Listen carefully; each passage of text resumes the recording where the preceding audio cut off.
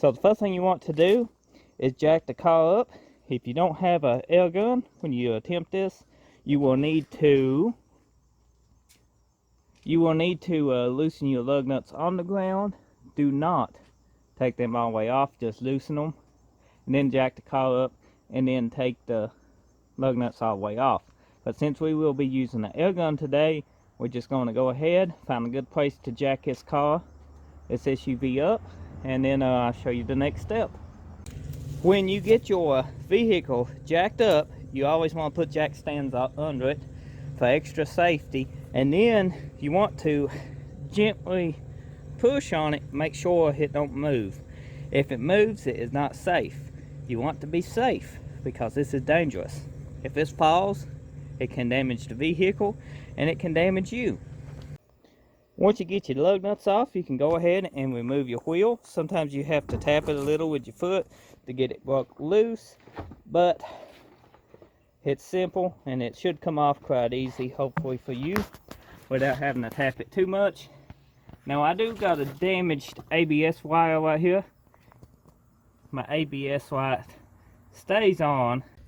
So your ABS sensor is back here on the Endeavor, and it's sometimes on the hub depending on your vehicle, and it removes the same way. Always a bolt that just holds it in, and mine was held in with a zip tie, but you undo that bolt, hold it in, and you gently work it out, and then you can clean it or you can replace it. This is the new one. Sometimes your plug is back underneath this, and you can just bend this down just like so, enough to get to it.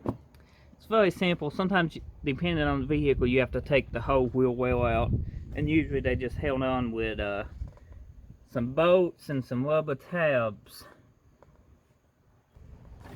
But if you're doing an Endeavor like I am, this is the part number for this wheel sensor, and they're both on this part number works on both of the fronts.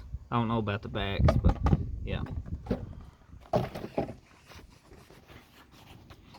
We're just going to go ahead and stick this back in here, just like so, and then I'm going to gently tap it into place, because I can't mash it yet. Well, I might can. Yeah, that went almost. And if you come to a situation your bolt is broke, sometimes you can just Loctite it in place. This one actually had a zip tie holding it in, and that's how I'm going to put it back, because somebody drilled that hole out, and it has no threads, so a zip tie works for me. And then you can take your new wires after you unplugged your old one and just plug everything back in where it goes. I went ahead and just tapped my sensor in with a rubber mallet. Now I'm running my zip tie through this bolt hole that somebody drilled out, same way it was installed before, and just going to tighten this up just like so. So we should be good to go. It fits in all nice and snug, and the zip tie will help hold it. We cut this excess off. Now tip on your plug right here before installing it, you can put you some dielectric grease in your plug in before you install it, and that keep moisture and everything out, and it'll have great contact for years to come.